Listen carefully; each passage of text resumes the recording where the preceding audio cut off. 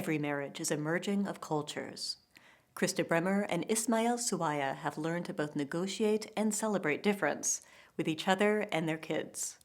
It requires constant attention on her parents' part, but 10-year-old Aliya navigates her two cultural heritages effortlessly.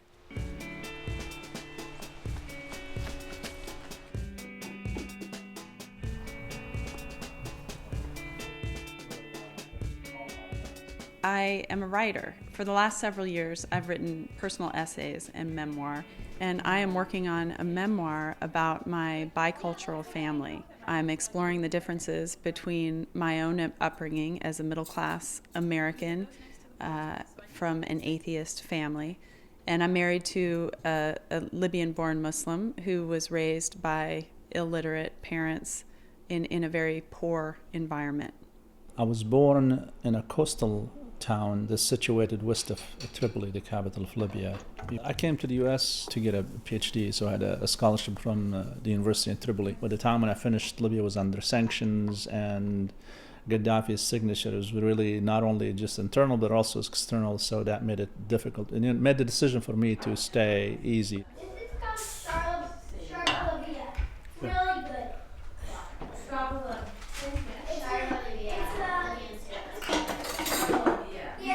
Really good. Did your mom send you these spices? Yeah. Really good. Well, we left Libya with them, right? The same ones. We just brought a bunch of them. They're really delicious.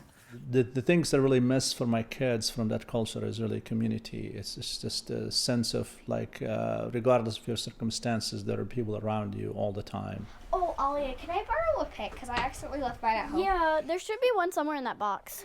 I'm going to try to use a... No, I think... Oh, I have a pick, like, somewhere. I swear I do. Hold on.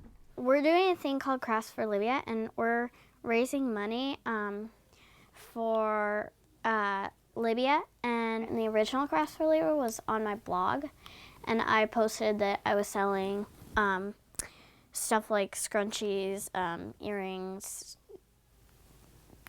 flower bobby pins, like little bobby pins with knitted flowers on them. I'm just gonna spread these out. Wait, what's this one supposed to be? A leaf. I did that over the summer and the end of the school year. And now we're doing kind of a second like part of it. Our school, Smith Middle School, they do this big fair every year called Global Connections, and like it's like really big. Like, to give you an idea of it, last year they had hot air balloons, and normally about 1,000 people come. And but we're doing this thing called Global Marketplace this year, where people can have stands to raise money for charity. So we're gonna have a stand for Crafts for Libya. So right now I'm making a leg warmer, and I think Kara's making a scarf. Yeah. The first Crafts for Libya, I just thought, I felt like I wanted to raise money and for Libya, since, like, you know, my dad was like really anxious, and like I had heard what was going on. And so I started that like around the time that the revolution started, like a couple months afterwards. The money is actually going to, it's gonna go to orphaned children in Libya whose parents like died fighting. And so, yeah.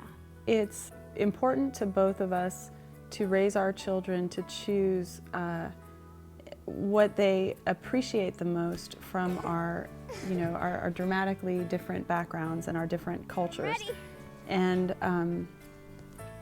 I think that we both recognize that each of our cultures has something really valuable to offer them, and there are also very real limitations from each of our backgrounds that we would like to, you know, spare our children.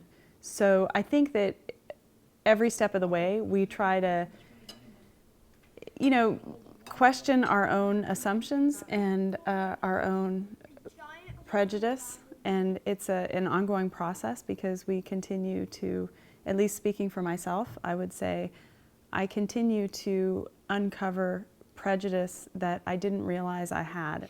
New Moon magazine is a magazine for girls by girls, and it's really down to earth, so I really like it. This article is about comparing the American version of beauty and the Libyan version of beauty. I walked out of the Tripoli airport to shouts of joy. Aunts, uncles, cousins, grandparents, and even strangers rushed toward me. Before I knew it, I found myself encased in folds of beautiful, earth-toned, intricately designed, handmade cloth, the smell of rosewater and incense mingling in my nose. My shoulders were wet with my family's tears of happiness.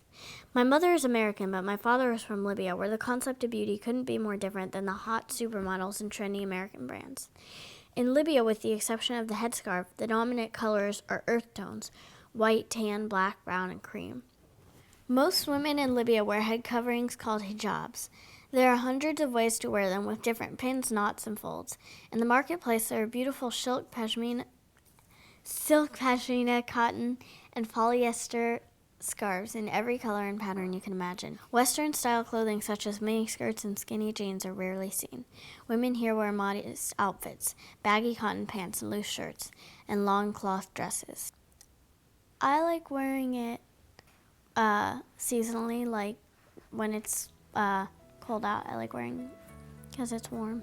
I think what I learned from her is that, she's not burdened by any negative associations with either of our cultures. And so she experiences our two cultures with a pure, fresh, open mind. When she decided that she wanted to wear a headscarf to school, it just never occurred to her that anyone could judge her negatively for wearing this beautiful piece of cloth. She also was not concerned at all by the fact that she was the only one who dressed that way. And that's probably more her personality than anything, but I admire that a great deal. And I admire her ability to integrate these different influences without seeing them as opposed to one another. My visit to Libya will remain deeply etched in my mind for as long as I live. I love wearing the headscarf and showing my uniqueness as an Arab American. My experience showed me that I definitely favor the Libyan idea of beauty to the American one, and always will because my style is modest and comfortable. I think my marriage to Krista actually made me a better Muslim and a better human being in general. And our differences really bond us rather than divide us. And so she really, she gave me more appreciation of the differences between our cultures, having to navigate our own differences. She forced me to be more tolerant, more patient, better listener, although that's something I still struggle with. I think that he always longed for and idealized a certain type of freedom that he felt he could find in the West. That's true. And it's fascinating to me because I grew up with all of that freedom and sort of expansive,